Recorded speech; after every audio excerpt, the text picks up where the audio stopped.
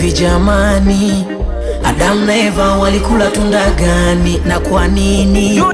Ugomvi wa Kiba na Modi haujulikani chanzo nini? CCM na Chadema mpaka hawaelewani. Simba na Yanga, mashabiki wa shamba wengi wapo upande gani?